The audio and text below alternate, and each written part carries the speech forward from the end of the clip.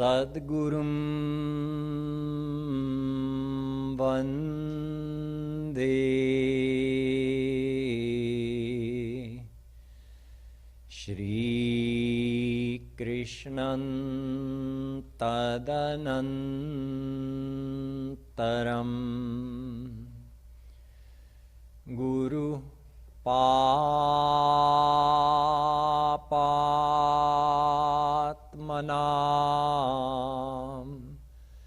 Tratam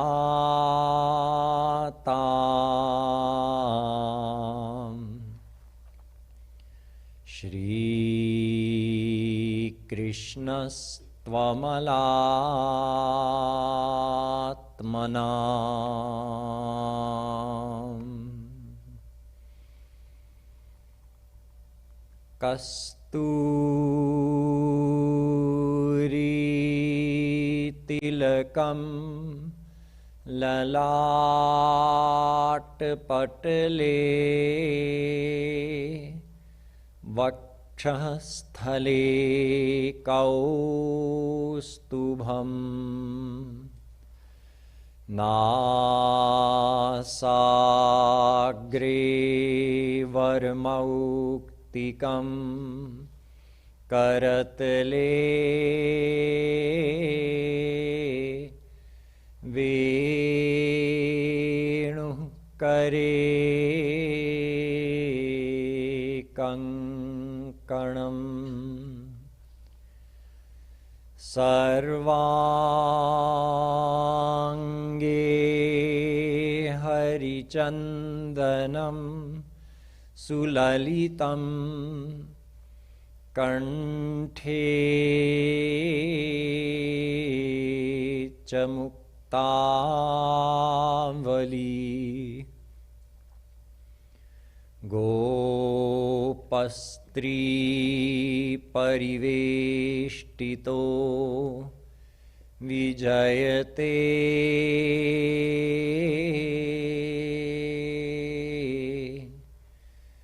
Gopal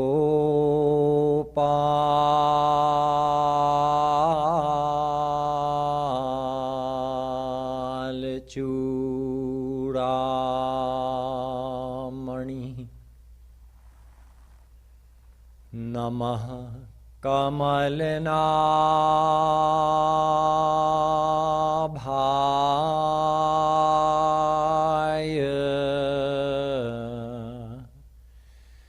Namah Kamalmaline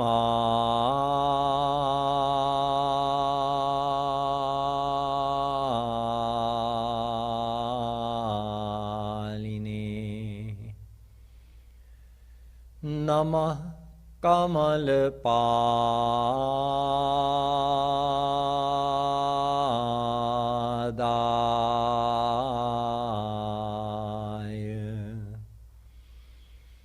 Namaste Kamale Kshana Yo Brahmanam Vidadhati Purvam Yo Vai Vedanscha Prahinoti Tasmai Tagvangha Devamatma Buddhi Prakasham Mumukchurvai Sharanamaham Prapadye. Dear devotees, yesterday I introduced the topic of the Bhagvatam to you, the scripture called the Bhagvatam, and also discussed briefly about the significance of Shri Krishna's Leelas. And I started explaining one Leela between Shri Krishna and Brahma. This Leela began when Shri Krishna was 5 years old. Now, if I back up a little bit, there was one more Leela described just before this. It happened right before the Leela with Brahma. There was one demon who was actually a divine personality, like all the demons were during Shri Krishna's time. They all had some reason that they came as demons. although they were all devotees of Shri Krishna, and they came to participate in his Leelas in that way. There was one called Aghasur. Asur means demon. Agh means a sin. Aghasur. He was so sinful that he had become a big Ajgar. Ajgar means a python. So what do pythons do? They swallow their prey whole. They just swallow the whole thing and then digest it. So everybody's afraid of pythons. Now imagine this big, huge python who's looking to kill Krishna and his friends. And he's a giant python, so big that when he decided, okay, how will I do it? He decided they're out grazing the calves, and they're playing around, and this path is coming this way. They'll probably follow this path and come through the jungle over here. So I'll lie on the path, and I'll open my mouth wide. And I'm so big that my open mouth will look like a cave. So carefree, the Gwalbals and Krishna are coming along. Krishna is kind of towards the back. The Gwalbals are going ahead. And they see this big cave. So they start discussing amongst each other, amongst themselves. Oh, look at this huge cave. It's so big. And it has those jagged white things on the top and bottom, like snow-capped mountains or clouds or something. Of course, that was the Ajgar's teeth. They're just discussing. And oh, and look, he had stuck his tongue out, so it made a nice ramp for them to walk up into his mouth. So they're looking, oh, look at this pink roadway going up into the cave. It's so soft. But do you smell that? Such a foul breeze coming out of this cave. What is in there? Should we go in and check? And Krishna is saying, no, I don't think it's a good idea. But the Gwalbals were too curious. So they just went on ahead and they walked right up into the snake's mouth and they kept going right down inside his belly. And down there inside his belly, the poisonous fumes of his digestive enzymes just actually killed all those Gwalbals. They all died within this Aghasur. So Krishna saw them go in, and he was suspicious even from the start, and when he saw that they didn't come out, then he himself went in. And he just knew, oh, this is this demon who's come to kill me. And not only me, if he was looking to fight with me, it's one thing. He's trying to harm my friends. So Krishna went up inside the mouth of Aghasur, and as when Jagadguru Shri Kripaluji Maharaj explains these childhood Leelas of Shri Krishna, he says, "Unhone dhang se kisi ko bhi nahi mara. Sab andban, teda meda." He never took a weapon and killed any demon. There was always some funny style, some interesting way that Krishna thought of killing each and every demon. With Putana, he drank her milk and actually drank her pran along with it. With Trinavar, the whirlwind demon, he just, with his little 1-year-old hands, he had his hands around his throat and just choked him. With Shakatasur, who came in the form of the bullock cart, he just kicked him over with his foot. With Bakasur, he just took his beak and went like that. So with Aghasur, he went inside and he just made himself grow bigger and bigger and bigger. So now Aghasur was thinking, what, this little boy went inside my mouth, and now what's happening?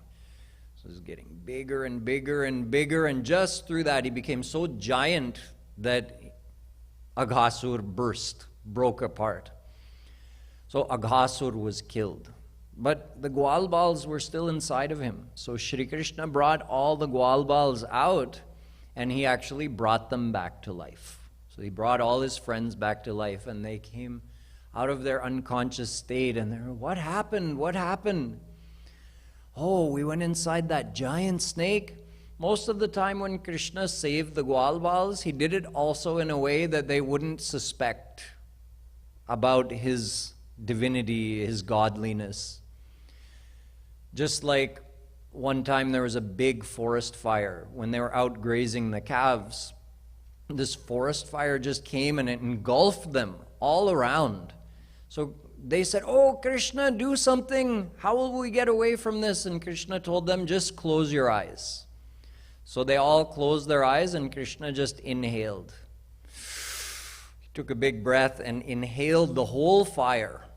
And then, before he told his friends to open their eyes, he transported all of them to Bhandirvan. It's a special divine forest around Vrindavan. So he just transported them over there, away from where the fire was, and then he said, "Open your eyes." None of them knew what had happened, how Krishna had saved them. So they wondered sometimes, maybe he has some great powers, but most of the time he kept it hidden from them. So in this way, Krishna killed Aghasur. Now when Shukdev Ji was telling this Leela to King Parikshit was amazed, because at the end of the Leela, Shukdev Ji said, and after that, Aghasur went to Shri Krishna's divine abode. So he said he came with the intent of killing Krishna, not only Krishna, but his friends as well. Why would Krishna send him to his divine abode? How did he earn that? So Shukdev Ji said, I've already explained to you, Kamam krodham bhayam sneha maikyam sauhridamevacha nityam harau vidhadato yanti tanmayatam hite. He said, I already told you about Shishupal, that when Shishupal was just thinking about Krishna so much, how much he actually despised Krishna. So he became so much one with Krishna through that thinking. Just like I told you on Sunday, when I described negative thinking, fault finding in others, you become the very thing that you dwell upon. So Shishupal thought of Krishna so much, his mind became one with Krishna. So Shukdev Ji said, Kamam, even if someone loves Krishna with material style of love, not even knowing that he's God. Krodham, like Shishupal. He was so angry with Krishna, he just thought of him all the time. Bhayam, like Kans, was so frightened that Krishna would come and kill him, he was thinking of Krishna all the time. He could come from this side, he could come from that side. So he thought of Krishna 24 hours a day. He even saw him in his clothes, in his food, everywhere. He saw Krishna. So he also became one with Krishna. Sneham, by loving him, you'll become one with him. By being angry with him, you'll become one with him. So Shukdev Ji said, Oh, Parikshit, when I've already explained this to you, that any which way you join your mind with Shri Krishna, you will attain him. Yanti tanmayatam hite. You become tanmaya. You become one with Krishna. Your mind becomes unified with him. So he said, he went right inside Aghasur. Aghasur received his divine touch. To help him understand, he said, Sakridya danga pratimantarahita. He said, in this world, some people, Manomai Bhagavatam Dadim. Some people, they just think of Krishna in their mind. Manomai Bhagavatam Dadau Gatim. Just by thinking of Krishna in their mind, they create this form of Krishna in their mind, this Manomiyi Murti. And just by focusing on that, Bhagavatim Dadau Gatim, they attain Krishna's divine abode. Sound familiar? Rup Dhyan, right? He told him, Shukadev Ji described that to him in the Bhagavatam. He said, some people create a mental image of Krishna and they focus on that alone.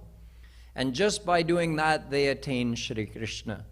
So he gave that as an example, but then he said, Krishna went inside Aghasur, so why shouldn't Aghasur attain him? So he explained both, that Aghasur was actually surrendered to Krishna. That's why he was able to go to Krishna's divine abode.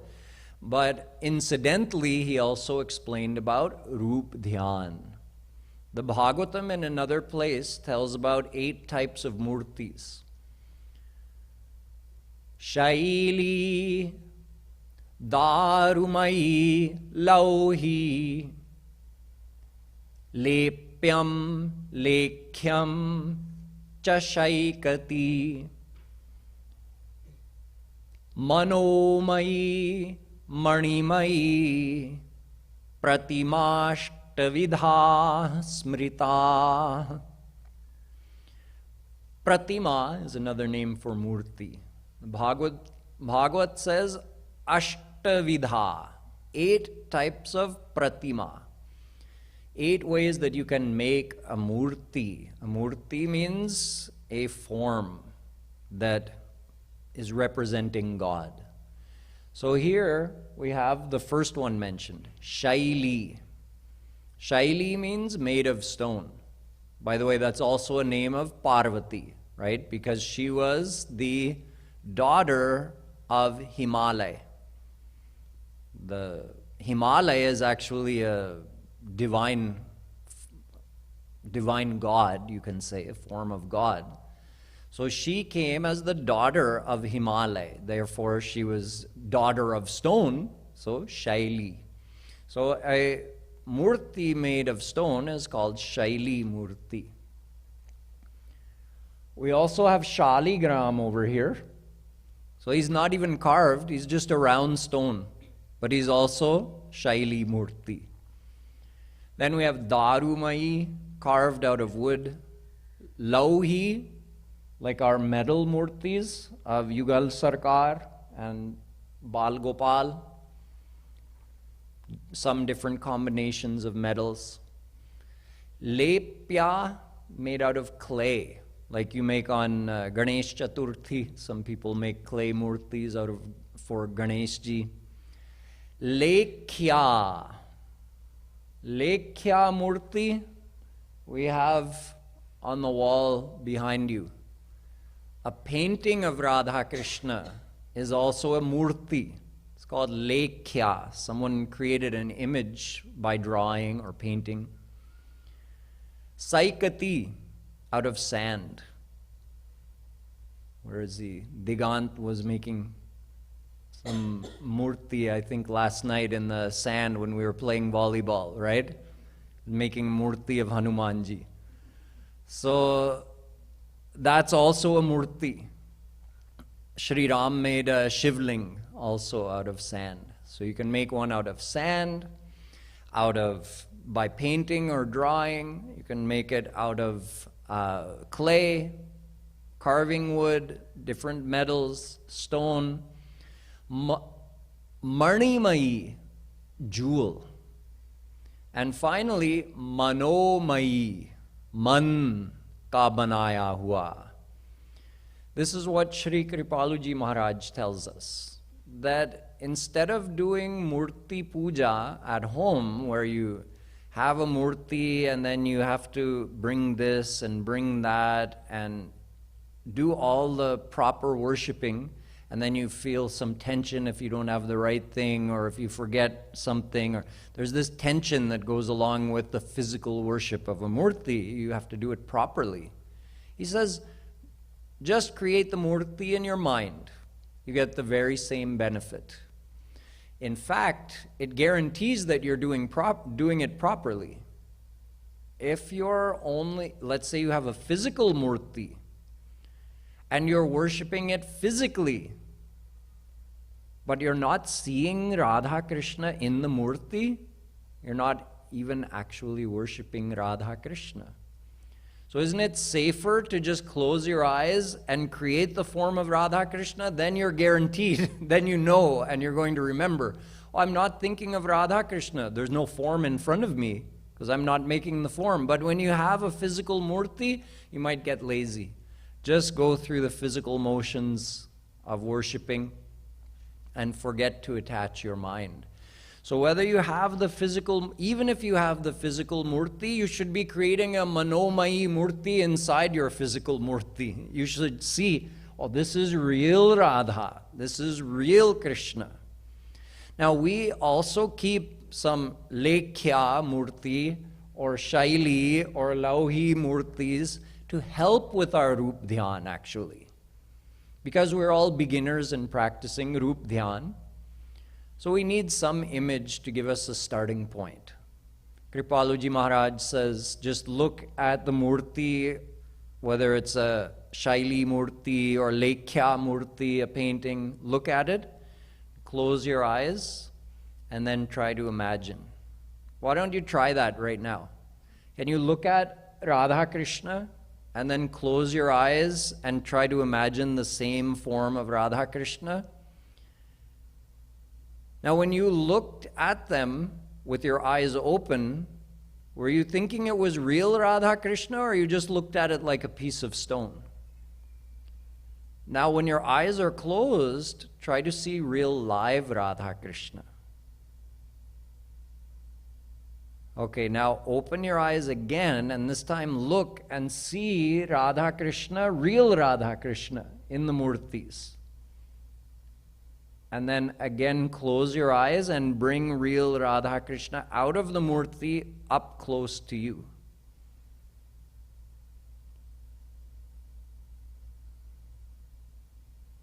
So this is how Shri Kripaluji Maharaj teaches that in the beginning, if you have trouble forming an image of Radha Krishna when you do Rup Dhyan, take the help of a picture or a murti that helps you, and just keep opening your eyes and looking, and then close your eyes.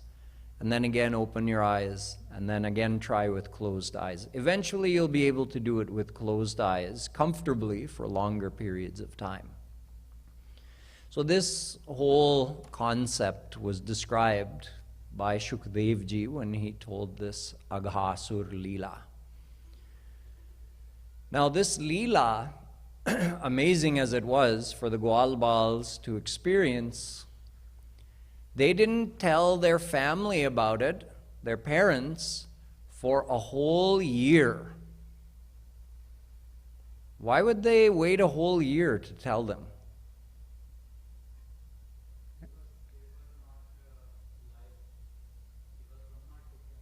Ah, that's right. Because the next thing that happened after Aghasur was killed by Krishna, that's when he said, okay, now let's have lunch.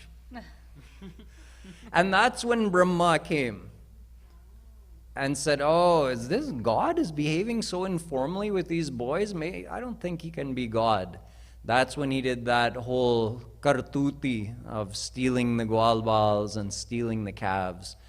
So when Brahma was graced by Shri Krishna and he saw, okay, all these Gwalbals and all these calves, it's actually Krishna, then he felt very humble. He said, Vaham tamo mahadaham khacharagnivarbhu samveshtitanda ghata saptavitastikaya Vaidrigvidha viganitanda paranucharya vatadhvarom vivarasya chate mahitvam. Bhagvatam. He says, oh Krishna, I made a big mistake. I forgot who you are. So he gave the perspective of comparing himself to Krishna. He said, I'm the creator of this one Brahmand. Brahmand, remember, is one earth planet in one galaxy.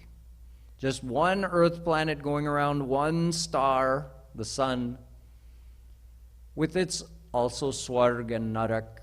So I'm the creator of this one Brahmand, and you, Krishna, you are the Lord of the whole universe. This universe is so vast that my little Brahmand is like when, have you ever noticed when a shaft of light comes through the window and you see all the specks of dust floating in the room? He said, my Brahmand is like a speck of dust floating in this vast, infinite universe. And I thought I was important. I thought I could test you. Vata Dvarom. This whole unlimited universe dissolves into one rome, one pore of your body when you do pralay. Imagine. And I'm just the Brahma of one speck of dust, one tiny Brahman floating in this endless universe. I made a big mistake trying to test you. I got confused seeing your Leela. Tad bhuri bhagyamiha janma kimapyatavyam yad gokule pikatamanghrirajo bhishekam yad jivitam tu nikhilam bhagavan mukundas twadya yat padarajah shruti mrigyameva. Oh Krishna, what could I say in praise of not only you, but your associates, these Gwalbals, these gopis?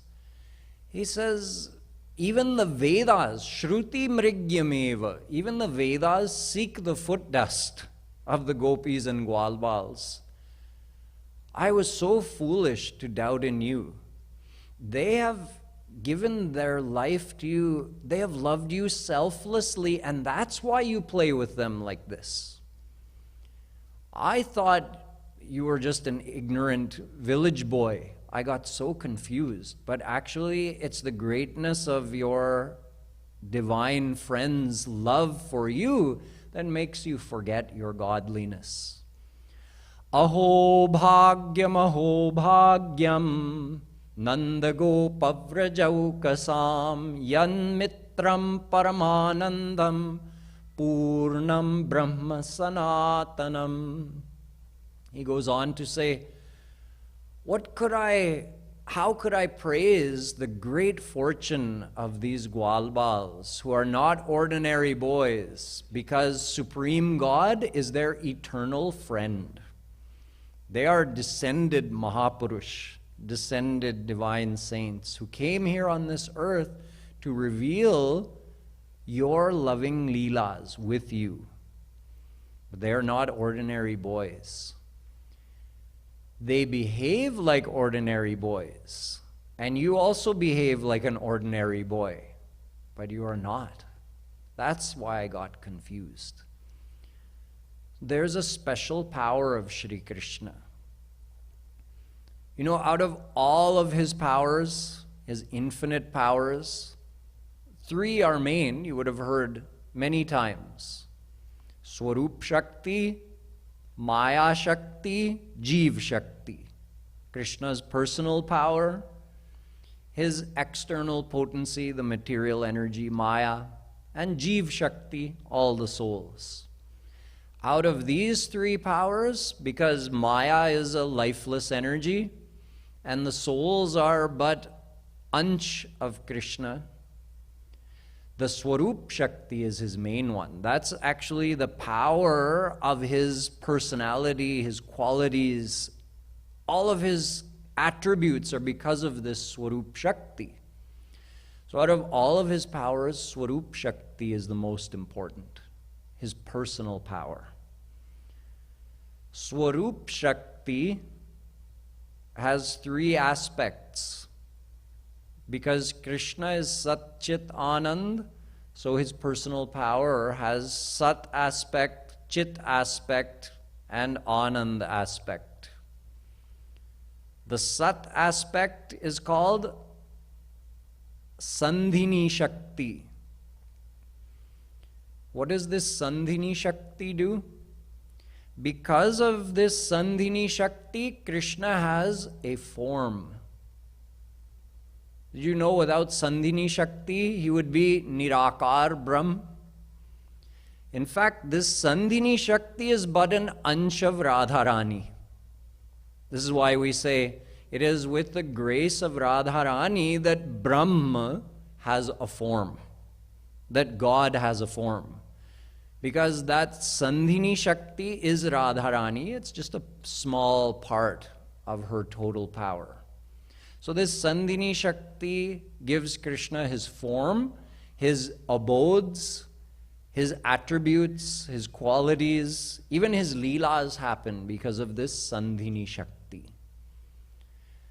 Then the Chit aspect, that is called Samvit Shakti. That gives Krishna his all-knowingness. It also makes the experience of his beauty ever increasing. You experience it in a lively way because everything about Krishna is Chetan. So you experience his ever increasing beauty, lovingness. Everything about him just goes on multiplying because of this Samvit Shakti. And the Anand aspect is Ahladini Shakti. This is the blissful power of Shri Krishna. With this, he is always blissful and he makes the souls who surrender to him blissful. But out of these three, Sat Chit Anand, Anand is the main one. It contains Chit and Sat. Therefore, the blissful power, Ahladini Shakti, is the supreme power. So see, out of all of his powers, three were main. Jeev Shakti, Maya Shakti, Swarup Shakti. That Swarup Shakti is the most important. It's the supreme power. But even Swarup Shakti has three aspects. And out of those three aspects, the blissful aspect is main. So you could say the essence of Krishna's Swarup Shakti is his power of bliss, Ahladini Shakti. But even that Ahladini Shakti has an essence. Ahladini Shakter Paramasar Taro Premanam, Chaitanya Mahaprabhu Ji says. The absolute essence of Ahladini Shakti is Prem, his divine love. That means divine love or Prem is the supreme of the supreme of the supreme. If Swarup Shakti is his supreme power and Ahladini Shakti is the essence of Swarup Shakti, then what would we call Prem? It's the quintessence of the essence. That's why we say Prema Shakti is supreme. That Prema Shakti also originates from Radharani, or she is the absolute personified essence of Prema Shakti. She is the Mahabhav. This Prema Shakti is such that whereas all other powers reside in Shri Krishna dependently, because he is the Shaktiman, and they are all his powers. So they reside in him dependently. In other words, they are subservient to him. He is the owner of those other powers. But Prema Shakti resides independently within Shri Krishna. Prema Shakti controls God. Prema Shakti makes God forget his godliness. So Prema Shakti is greater than Shri Krishna. Prema Shakti is greater than God's almightiness. You can understand the whole thing like this. If there's a spectrum where on one hand you have pure madhurya, pure sweetness where that Prema Shakti is revealed. And on the other end of the spectrum, you have pure Aishwarya, almightiness. These are the two main aspects of God's personality, Krishna's personality. So when the pure Aishwarya is revealed, that means he's concealing his lovingness. When you are scolding your child, it doesn't mean you're not a loving parent, but you're concealing that lovingness. Right now you're being very stern and disciplined. That's like Krishna in his Aishwarya form. He's very serious, like a king, like a ruler. He's the dignified divine ruler of this whole universe. So when he's in that form, we call him Mahavishnu. That is the total revelation of almightiness. And on the other end, you have Shri Krishna in his loving aspect. If you're scolding your child, there may be a time where your child does something. It could be crying. It could be doing something to make you laugh. It could be just jumping in your lap. Something that just makes your heart melt. And you say, oh, forget it. I can't stay angry. You crack. You break down. You can't maintain that facade of seriousness. Something like this happens with Shri Krishna. That lovingness is always there inside of him, but in that almighty situation, he keeps it hidden. But when he lets that lovingness out, the almightiness is completely forgotten. It's completely merged in his lovingness. He can't be both at the same time. Either he will be loving or he'll be almighty. When you can have a mix, but that means, let's say he's 50% almighty, then he would be 50% loving. He can't be 100% loving and also 50% almighty. The almightiness restricts the lovingness, and the lovingness drowns the almightiness. That's why there's a spectrum. Bhagwan Ram is in the middle of that spectrum, somewhat loving, but still serious. Radha Krishna are on the Madhurya end of the spectrum. So I told you yesterday that Shri Krishna is not acting or pretending when he's with his friends and he's behaving in a non-godly way. He's behaving almost like a normal boy, you can say. How is it that he's not pretending? In fact, that is his most inner nature to be like that. He doesn't have to try to be like that. That's how he is on the inside. He keeps that part hidden as required. When he's creating the whole universe, Mahavishnu, then he has to be serious. He's keeping track of the karma of all the souls and giving them the consequences. He's telling Gita. So depending on the situation or the requirement, he has to conceal that lovingness. But in fact, his stronger nature is to be loving. So it's not like he even has to make a decision, he just has to let it out. It's his nature. So what brings it out of him? His loving devotees. Those who love him with Sakhya Bhav, like his best friends growing up. Sakhya Bhav means a companion, a friend, or even a brother. Because they love him like that, so that means that situation, according to that situation, his lovingness naturally comes out.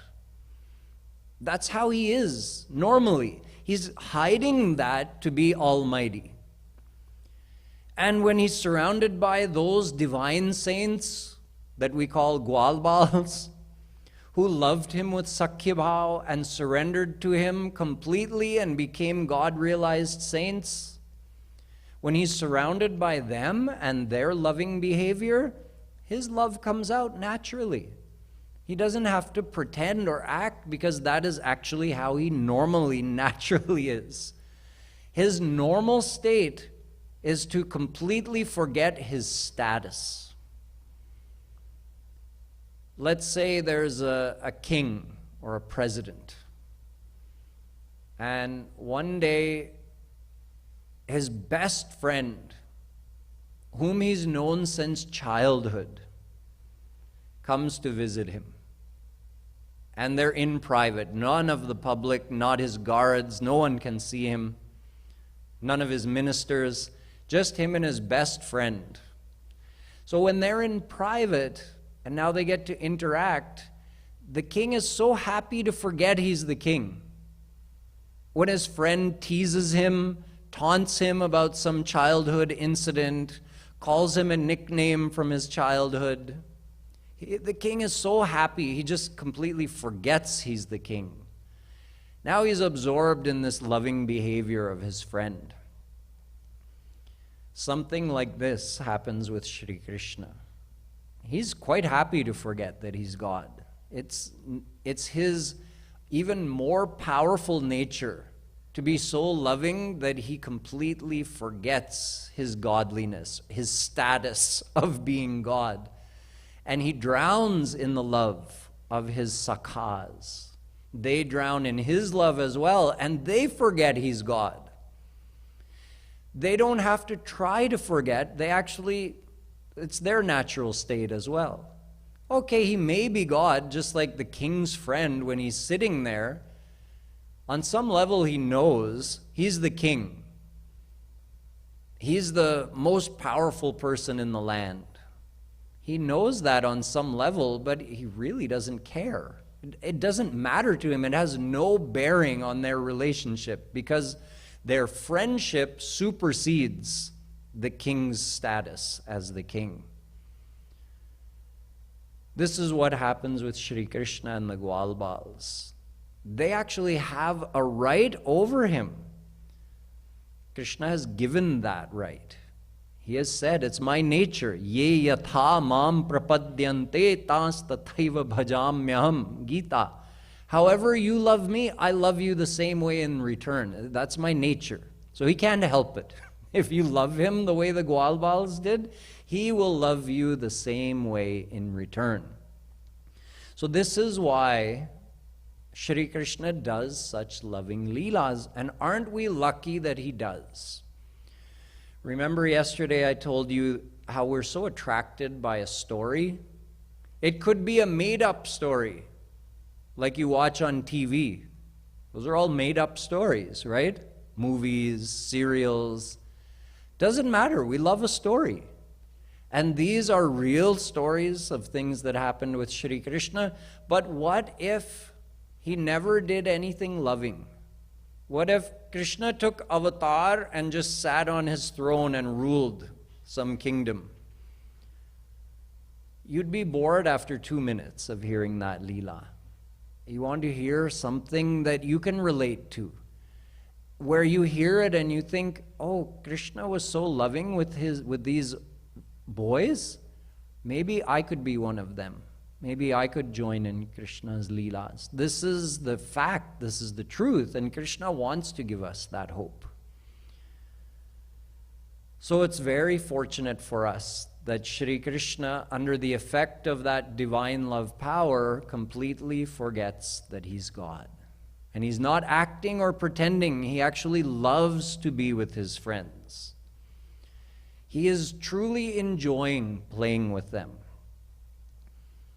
Kripaluji Maharaj gives the example of when they're playing a game, and the bet was that whoever loses the game has to be the horse, so get on your hands and knees on the ground, and the winner rides on top of him. So Krishna would lose the game, and his friend would get on his back and dig his heels into his ribs, just like you do to a horse, and say, "Giddy up, horsey." And Krishna would slow down on purpose so that his friend would kick him in the ribs. He wanted to feel his friend's feet hitting him, and tears would come to his eyes. He was so happy. in that loving relationship with his friends. That's called Manasanand. Swarupanand, Krishna gets all the time. He himself is the very form of bliss, so he enjoys unlimited bliss. It's called Swarupanand. But in that interaction with those saints, the Gwalbals, in those Leelas, he's actually getting Manasanand, which is many times multiplied. Although Swarupanand itself is infinite, but in Manasanand there's a multiplying effect. Krishna gives his love to the Gwalbal gives that love back to Krishna. Krishna further sweetens it and gives it back to the Gwalbal, and it goes on increasing forever. So there is no acting from Krishna's side. He truly loves his friend like a friend. You know the way you feel about your best friend in this world? That's how the Gwalbals love Shri Krishna. And that's how Shri Krishna loves the Gwalbals. Truly, if we believed that, we could never think of anything else. Krishna would love me like that? Really love me? The way I have feelings for other people in this world, and I never know, do they love me back as much as I love them? We're always worried about this situation.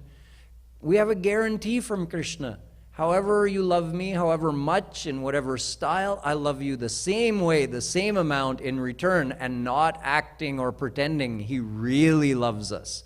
If we truly believed that, we would go crazy in love for Krishna. So that's one of the things these Leelas teach us, and it's what we're meant to dwell upon, is Krishna's sincere love for those Gwalbals and other saints, which we'll talk about when we go forward into the other Leelas. This is so helpful to our devotion, not only remembering the Leelas, but thinking about, look at how simple-hearted Krishna is. He just melts from the love of his devotees. So if I could love him sincerely, not acting, I'm the one who does acting, right? Krishna doesn't do acting, we do acting. We say we love him, but our love is formal. We say we love him, but do we truly love him the way we love our family or our friends in this world? So we're the ones who are trying to deceive him by saying that we love him. If we really believed in him and we really just simply loved him like a child loves, then we would experience his love immediately. So these Leelas help us understand this, and by focusing on them in our meditation, it actually helps develop these feelings of simple-hearted love for Shri Krishna. Tomorrow I'll tell you one more Leela, probably two more Leelas. After this Aghasur Leela and Brahma's testing Krishna Leela, one time when Balram stayed at home one day, Krishna and the other Gwalbals went and they grazed the cows. When they were bigger, then they got to graze the big cows. So they took all the cows out to Yamuna, but they went to a place where there was something wrong with the water. The water was poisoned. And all the Gwalbals and cows drank the water and died on the bank of Yamuna River. So what was the cause of that and how Shri Krishna saved them, I'll tell you tomorrow. So let us now spend the last few minutes. We'll just do some simple kirtan and just think about what I was talking about today. Krishna's love for us, how simple-hearted he is, how easy it is to capture his heart. You just have to love him sincerely. So practice Rup Dhyan and think about Krishna's love as we do a few minutes of kirtan.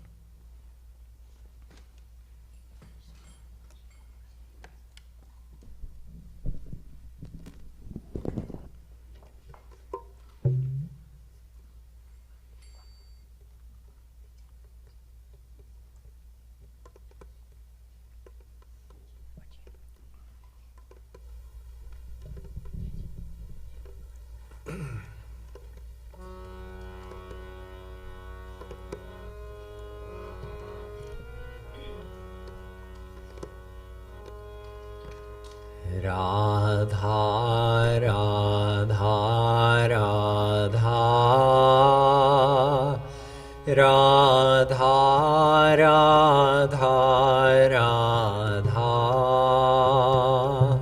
Radha Radha Radha Radha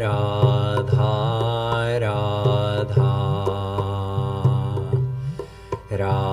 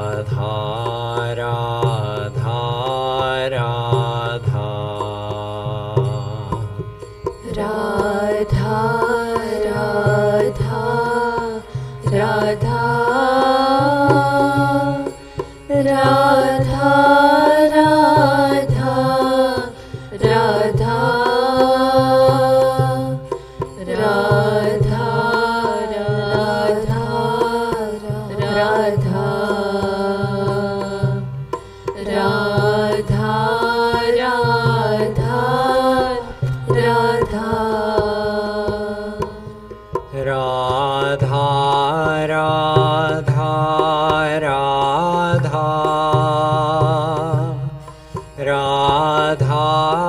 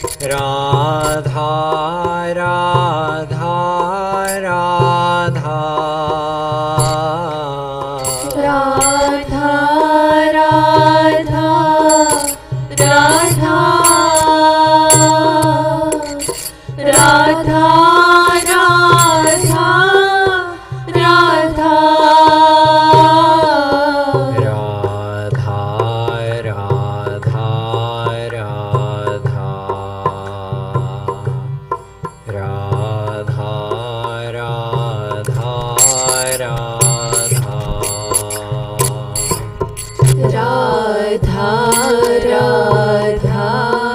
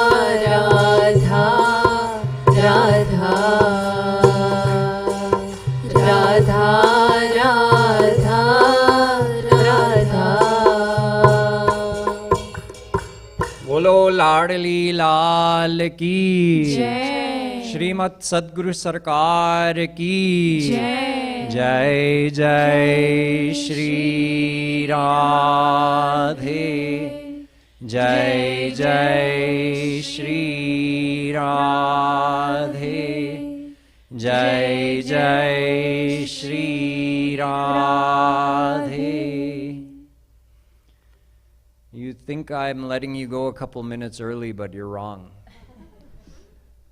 Tonight, I think I saw pav bhaji, right, in Bhog. So you have to earn your pav bhaji tonight. You have to pass my quiz questions. Oh boy. Okay, rapid fire. How many powers does Krishna have? Three. Anant. Out of those, how many are considered main? Three. What are those three? Raise your hand if you know all three. Yes.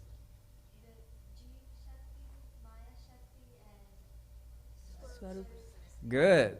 Okay. Out of those three, which one is the most important? Yes. Swarup Shakti. Now, how many aspects does Swarup Shakti have? Do you know what they are, Neha? Good. So what is the Sat? How does that manifest as what power? The Sat aspect of Swarup Shakti is what? Jia? That's right. It's the power that gives God or causes God to have form, Leelas, gunas, abodes. So what do we call that power? It is the Sat aspect of Swarup Shakti, but then it gets its own name. Yes, Sandhini. That's right, Sandhini Shakti. Then what about the Chit aspect of Swarup Shakti? Samvit. That's right. So what does that cause? Yes, Jia? Yes. That's right. And not only beauty, but the ever-increasing nature of Krishna's beauty. Maharaji says Saundarya, Madhurya, his sweetness, his lovingness, all of that is just ever-increasing because of this Samvit Shakti. And what's the Anand aspect called? Ladini. So what is that? Prem. Bliss, Anand. That's right. So then, out of these three, Ladini, Samvit, and Sandhini, which one is main? Ladini, right. And then the Ladini Shakti has an essence. Prem. Wow, you guys remembered that. You did such a great job. That's in Maharaji's Narad Bhakti Darshan lectures, right? Have you listened to those? So Maharaji tells that whole thing. He goes through it fast, and then he says, Buddhi lagao, Buddhi lagao. That's the one where he said that तुम लोग अपने आप को बड़े बुद्धिमान समझते हैं और मैं तो थोड़ी भी गहराई में चला जाता हूँ और तुम लोग सोचते हैं महाराज जी कुछ पी के आए हैं आज. He was teasing people because they were like, oh my God, how can I remember all this? But you guys remembered it today. That's good. Okay, more tomorrow. Jai Shri Radhe. But yeah, does that mean we have double pav bhaji? Since we did so good.